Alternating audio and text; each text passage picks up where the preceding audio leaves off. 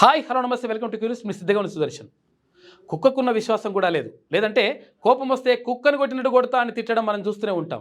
అయితే కొందరు కుక్కను ఇంటి మనుషులా చూసుకుంటారు. ఢిల్లీలో వీధి కుక్కలపై సుప్రీంకోర్టు చేసిన వ్యాఖ్యలు వివాదాస్పదం అవ్వడంతో అసలు కోర్టు ఏం చెప్పింది, జంతు ప్రేమికులకు ఎందుకు ఆ వ్యాఖ్యలను వ్యతిరేకిస్తున్నారు, ఇవన్నీ తెలుసుకునే ముందు అసలు కుక్కలతో మనిషి సావాసం ఎప్పుడు మొదలైంది లాంటి విషయాలు తెలుసుకునే ప్రయత్నం చేద్దాం. Welcome to special story.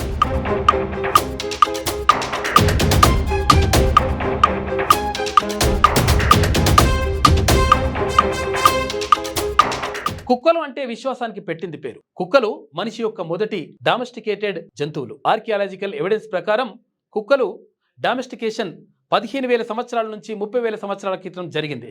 జర్మనీలోని ban Uber కాసెల్లో 14,200 సంవత్సరాల క్రితం ఒక కుక్క మనిషితో పాటు ఖననం చేయబడిన ఆధారాలున్నాయి. కొన్ని స్టడీస్ ఈ బంధం 1,30,000 సంవత్సరాల క్రితం కూడా మొదలై ఉండొచ్చని చెబుతున్నాయి. వోల్ఫ్ల నుంచి ఉద్భవించిన కుక్కలు మనిషికి వేటలో సహాయం చేశాయి, రక్షణ ఇచ్చాయి, క్రమంగా స్నేహితులుగా మారాయి. ఈ బంధం మనిషి సామాజిక ఎవల్యూషన్ లో కీలకం. కుక్కలు మనకు సెక్యూరిటీ, కంపానియన్షిప్ ఇచ్చాయి. ఇప్పుడు చాలా మంది కుక్కలను ఫ్యామిలీ మెంబర్స్ లా భావిస్తారు. కానీ వీధి కుక్కల విషయానికి వస్తే సమస్యలు తలెత్తుతున్నాయి. అయితే ఈ సమస్యల నేపథ్యంలోనే సుప్రీంకోర్టు వీధి కుక్కలపై కీలక వ్యాఖ్యలు చేసింది. అయితే వాటిని జంతు ప్రేమికులు వ్యతిరేకిస్తున్నారు.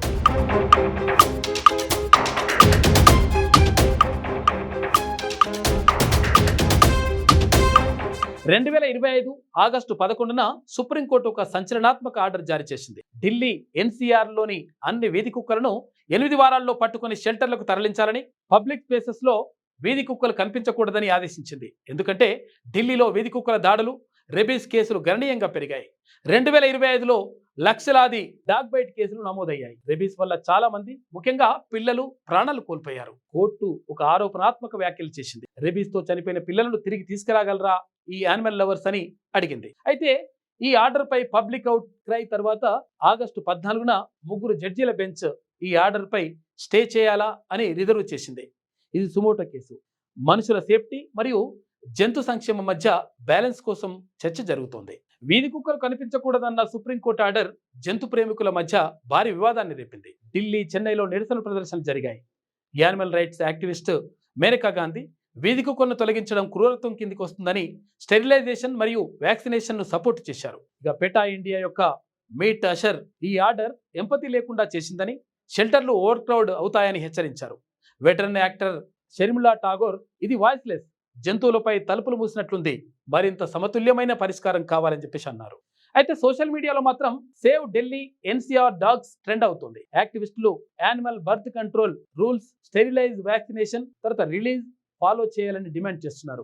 కొందరు సెలబ్రిటీలు డాగ్స్ ఓవర్ హ్యూమన్స్ అని పోస్ట్ చేస్తుంటే, మరికొందరు మనిషి కుక్క ఎవల్యూషనరీ బంధాన్ని ఇగ్నోర్ చేస్తుందని వాదిస్తున్నారు. ఇప్పటికే ఢిల్లీలో 10 లక్షల వీధి కుక్కలున్నాయి. వీటిని మేనేజ్ చేయడం భారీ సవాల్గా మారింది.